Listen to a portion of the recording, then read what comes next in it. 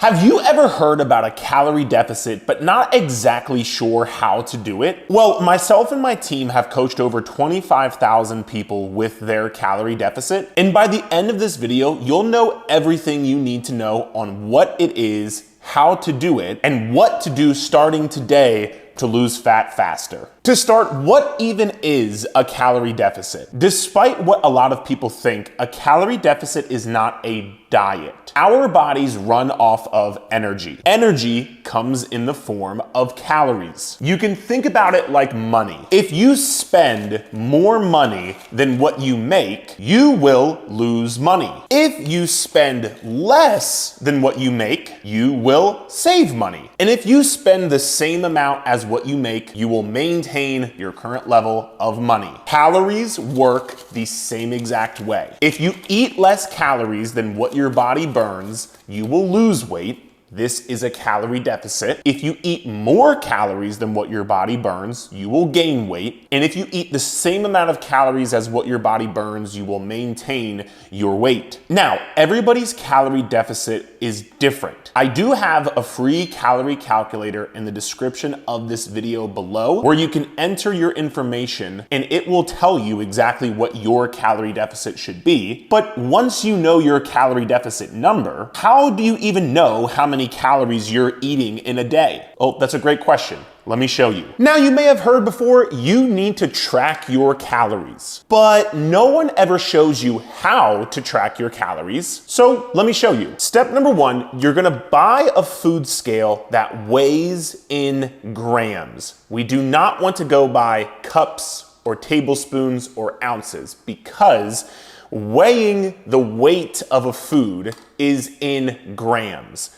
Grams is a unit of measurement of weight. Cups, tablespoons, ounces is a unit of measurement of energy. And if you look at food labels, you will see this Rice Krispies, for example, says 1/2 cup is 40 grams. So we always want to go by the grams of the food. So step two, once you have your food scale, you're going to place whatever you are putting your food on, whether it's a plate, whether it's a bowl.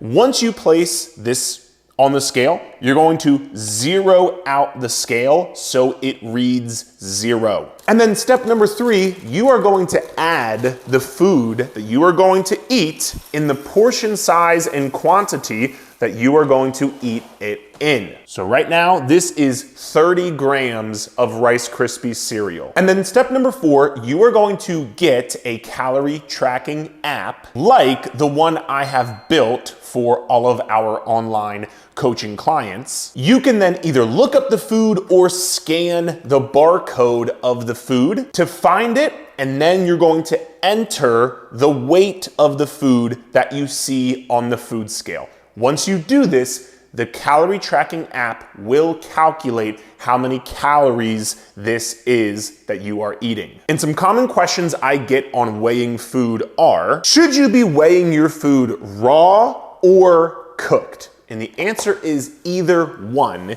because what you can do is specify when you track your calories, whether you're eating raw ground beef or raw rice or raw pasta, whatever. You can specify that, or you can put in cooked ground beef, cooked pasta, cooked rice. The second one is, what about recipes and home cooked food? Well, typically this is gonna be a little bit harder to track. And yes, I'm pouring my Rice Krispies back in. I do not waste food around here. But I would say if you're eating home cooked food, try to list the ingredient of all that is in there. And if you can't be 100% accurate with the weighing, you just guesstimate to the best of your ability. And the same thing with number three, if you're eating out, you're not gonna be 100% perfect with your calorie tracking, and that's okay. This is a situation where something is better than nothing. Plus, if you are consistently using a food scale and tracking your calories, you are going to learn portion sizes of food, and you're going to learn roughly how many calories are in these foods. So when you have to guesstimate because you went out to eat or because you're eating something that's in a home-cooked meal, you'll guesstimate more accurately because you've been weighing your food when you do have the opportunity in normal situations. So now that you know how to track the calories that you're eating, how do you know how much calories you're burning so you can eat less than you burn? Let's talk about it. A lot of people think they need to burn more calories than they're eating on their Apple Watch to make sure they're in a calorie deficit. This couldn't be farther from the truth, and here's why. Exercising only takes up about 5 to 10% of your daily calorie burn. The rest of your calorie burn comes from something called your BMR, your NEAT, and your TEF. Your BMR is just how many calories your body burns at rest. Your NEAT is all the extraneous movement you do throughout the day, whether it's walking, whether it's fidgeting, doing this with your hands. And then your TEF is your thermic effect of food. This is how many calories your body burns digesting the food you eat. So the majority of your calorie burn, overwhelming majority, comes from stuff that is not exercise. So if you're focused on, I gotta burn 1,000 calories during this workout, you're never going to burn your way to a calorie deficit.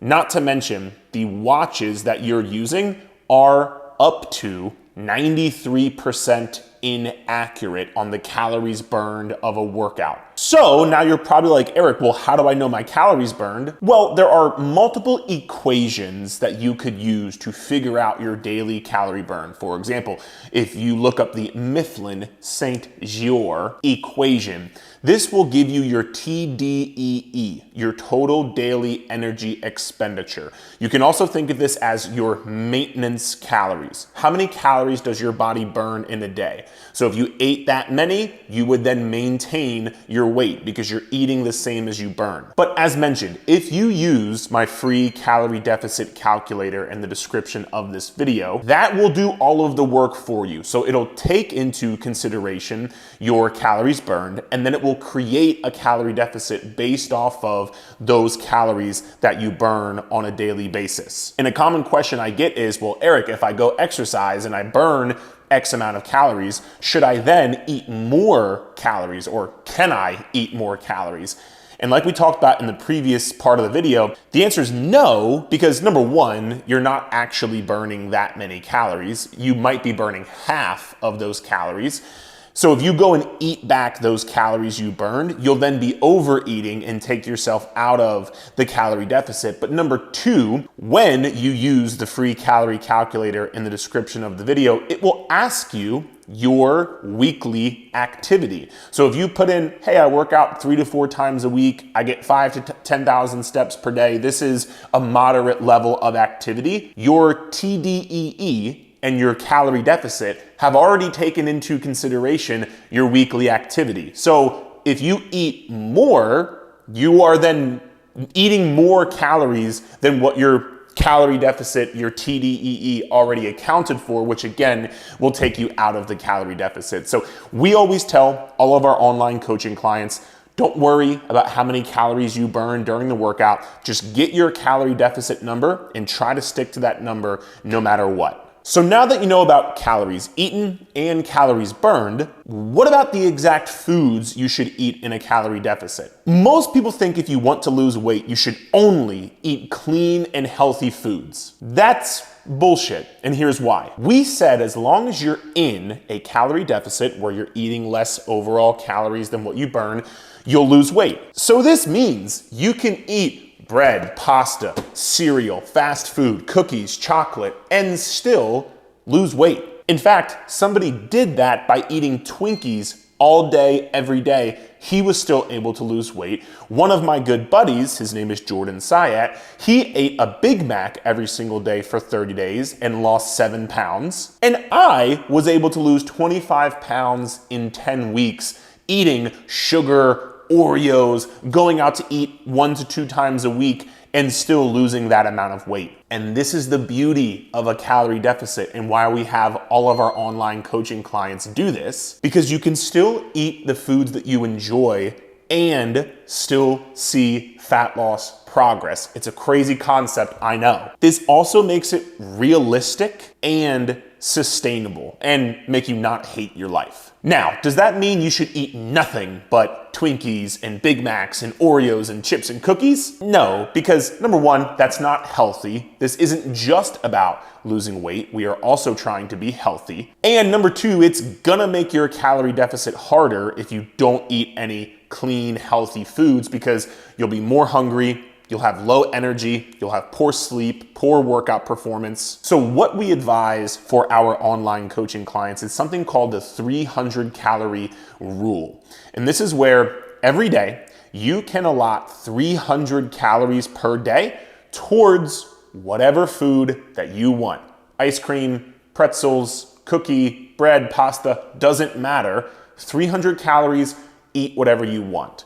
So let's say your calorie deficit is 1,700 calories per day. 1,400 of those calories should be coming from lean protein, fruits, veggies, good fiber, good carbs. But then the other 300 can come from whatever you want. This way, you're still getting all of the healthy, nutrient-dense vitamins, minerals. You're still keeping yourself full and satisfied, but you also get to indulge in some foods you enjoy without ruining your progress. But what happens when you're like, Eric, I want more than 300 calories of my favorite food one day? Should I then have a cheat day? Let's talk about it. When people think of a cheat day on their diet, they think eating all of the bad food and eating way more food than they probably usually do, because they're gonna go back to not being allowed to do that. And remember, with a calorie deficit, there are no good and bad foods. You can eat whatever you want at any time, which usually helps you not need a cheat day because you're not over restricting yourself from these foods. But what happens if you go out to eat and you just want something that's higher in calories and it's gonna be more than 300 calories? Well, you could either A, eat it and still just try to fit it within your daily calories.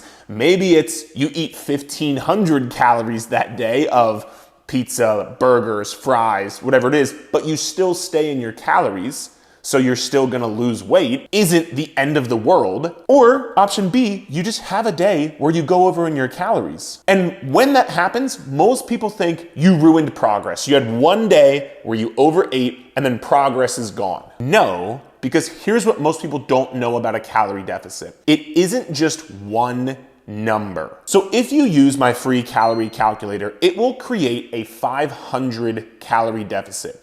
That means it's 500 calories less than your maintenance calories. So if your calorie deficit is 1,700 and you ate 2,000 calories one day, not only is that not ruining all of your progress, you're still in a calorie deficit. It's just a little bit of a smaller one.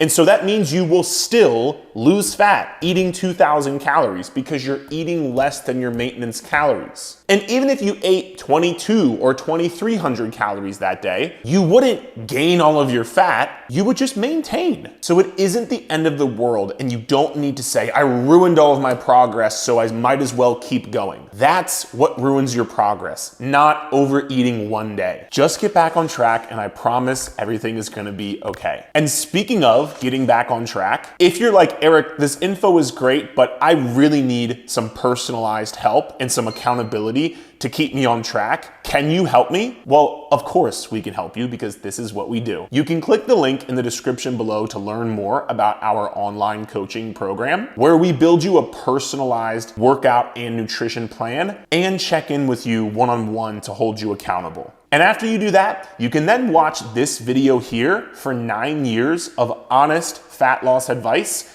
in 30 minutes.